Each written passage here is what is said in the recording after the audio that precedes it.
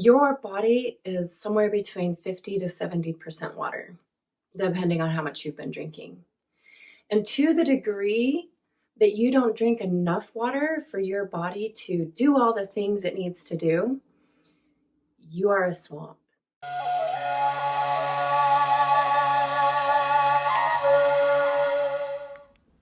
So, how much water does one need? Well, that kind of depends because each one of us are totally different. A very large 6-foot man probably needs a little bit more water than a 4-foot girl. Somebody who's been drinking a lot of coffee and alcohol, that has a tendency to dehydrate us.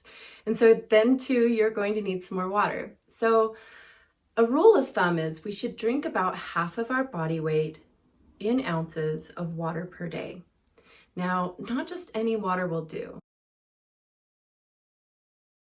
You see, we have tap water, which is so nice, those of us who have it. And if it's not coming from a well inside the earth, in order for that tap water to be safe, it had to be treated in a plant that usually puts in things like chlorine and fluoride.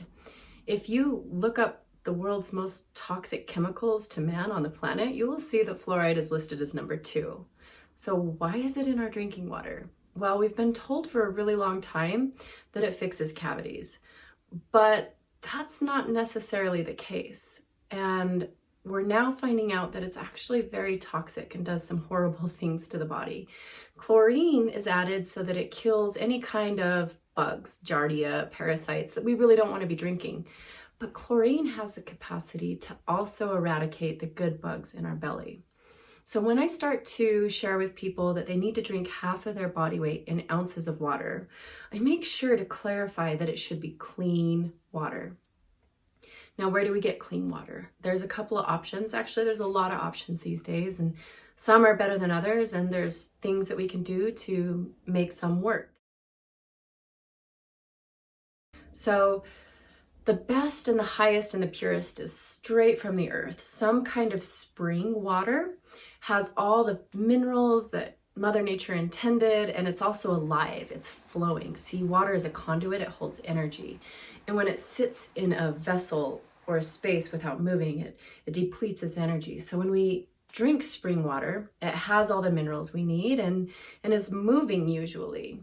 And you can find this from dispensaries in cities, and sometimes you can go to a spring. There's a website called findaspring.com, and it lists many of these wells. If you don't have the ability to get spring water, the next couple of options we have are in-house filtration, or you can go to the store and fill up jugs of. They have reverse osmosis and distilled and alkaline, and I want to cover all 3 of those. So the in-house filtration systems, there's a lot of them, and it's important to kind of research to know that you're getting the right one for the tap water that comes out of your house. I personally use a Berkey, and I'm not affiliated with them in any way, but they have filters that are carbon to clean the contaminants in the water, and they also have filters that clean the fluoride. There are other filtration systems that are out there that are great. Another one that I look at is AquaPure for the whole house system if you wanted something built in. Berkey is something you fill up on the side of your sink. AquaPure is a great company that has a built-in system. Reverse osmosis. This is a water that has been so cleaned, it has no fluoride, it has no chlorine, but it also has no minerals. And if you drink that water for too long, it begins to pull the minerals from your body, which is no bueno. That can lead to osteoporosis, cavities.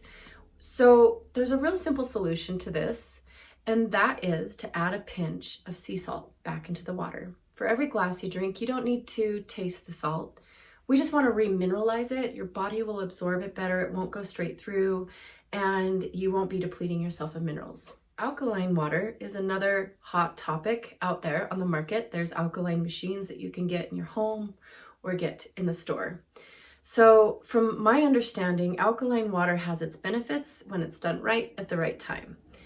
We hear about wanting to create an alkaline environment in our bodies. And yes, there is a certain alkalinity we have to be at in our blood or we die, but that's one part of our body. our stomach is one of the first places water goes when we drink it, and it's a very acidic environment. That acidity is designed to break down food. In fact, it's so powerful that if I took a drop of the hydrochloric acid in your stomach and I put it on a book, it would begin to burn a hole in that book. So just like you're in science class, if I took some of that hydrochloric acid and put it into a cup of alkaline water, what would happen? Well, it would nullify the acidic effects and you wouldn't be able to break down your food. And most of your food would go into your digestive system as sludge. So I use alkaline water when I know I'm going to do some form of cleansing and minimize the amount of food that's going to be going into my stomach. And that's pretty much how I work with alkaline water, which is not very often. So same with distilled. Again, distilled is not my first choice, but if I had only distilled to work with, again, I know it's demineralized. I might want to put salt in it, but distilled is a great water to use when you are cleansing and you're trying to pull toxins out of your body versus putting nutrients in.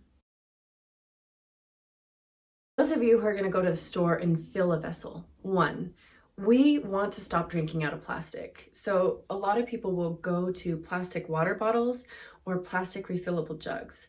The problem with this is water pulls in and leaches the chemicals from the plastics. So we see a lot of plastics now saying, oh, I'm BPA free. But the truth is there's a lot of other chemicals. So first off, the container. If you have to use a plastic container, keep it stored in a cool, dark place. If you have the capacity to get a glass container, they have 3 and 5 gallon jugs that you can refill. How to drink water. Again, like breath, duh, I just put it in my mouth and I swallow. Well, there's some truth to that, and there's some details that you're missing that could really make or break how you feel. So as you're drinking half of your body weight in ounces of water a day, try not to chug it. I know you A-types out there, you want to get it done and check it off your list, but the body can only absorb like 1 tablespoon of water per minute.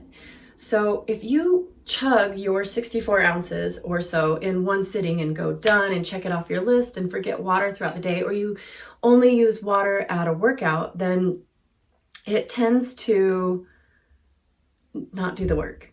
And what you want to do is keep a water bottle with you throughout the day and just drink when you feel thirsty and measure how much water is actually going into your body. I can't begin to tell you the amount of people that have come to me with mystery illnesses or things that they just can't get better. And the first few steps I tell them, let's breathe, let's drink water. And they drink half of their body weight in ounces a day. They're pooping normal, their pain is gone, and they don't think they need to continue working with me because water can literally solve a great deal of our issues. And then when you actually put the water in your mouth, before you just swallow it, if you can swish it around a little bit, it's going to do 2 things. One, it's going to wake the water back up. Remember how I said water likes to move? It's not a stagnant element. It always finds the lowest ground. When you move it in your mouth, you're bringing energy back into it.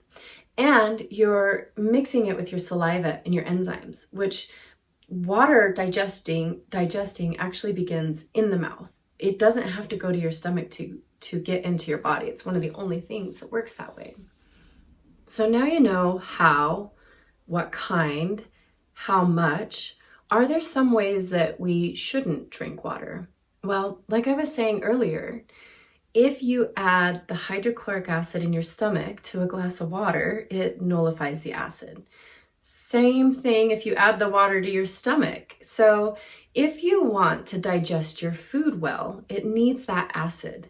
So cutting water out 20 minutes before a meal and waiting to use water 20 minutes after you've eaten will allow your stomach to break down that food, that wonderful food, into chyme and move it into the small intestine so you can digest it better.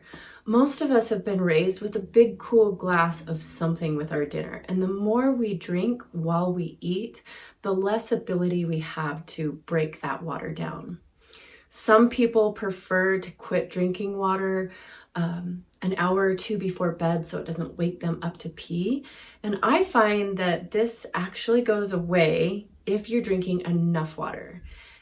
And as you start to drink enough water, you're gonna pee a lot. That's okay. That's a good thing. It won't last forever. Your body's picking up all of the toxins and putting them into this fresh river that it's not used to receiving.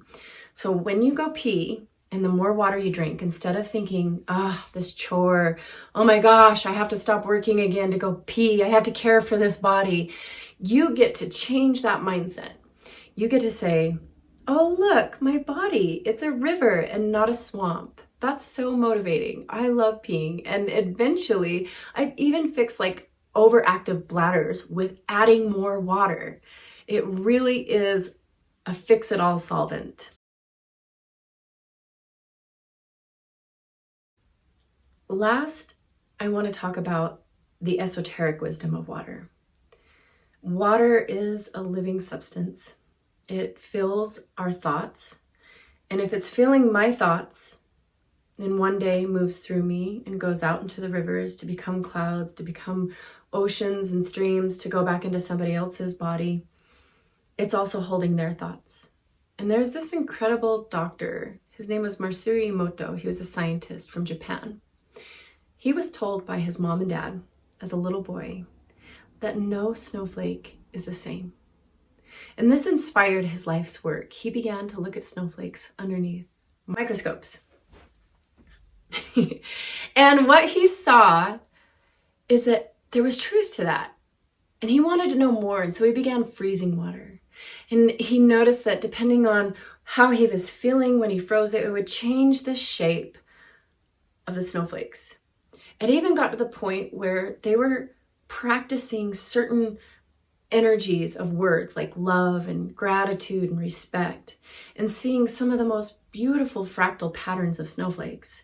And then they would also practice with words like war and despair and blasphemy, and those same crystalline patterns would not form. He went on to write many books about experiments of the energy and intentions that we hold. And this can be true for any living things besides water, plants, animals. And it's been really powerful for me to teach this aspect of water, to teach people to infuse with their feelings, not just their wishes, but their feelings, their intentions of exactly what it is they're trying to cultivate in their life. You see, the water will hold that. The water holds wisdom beyond our wisdom and then some.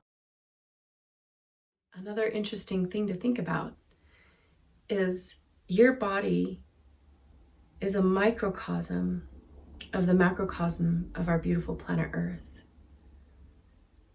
About 70% of her body is water. And the more you drink from clean vessels, reuse the same water vessels, you don't throw away, and you begin to clean your veins and your arteries, which are a representation of her rivers, we change this planet one person at a time. Now, isn't that exciting? Give yourself a 30-day calendar. They say it takes 21 days to ingrain a new habit. So you have to do this for 30 days. Get yourself a really cool water bottle and get ready to change your life with water. And every day you have to hit that mark. And when you do, put a little smiley on your calendar and let me know in the comments what happens to you 30 days from now.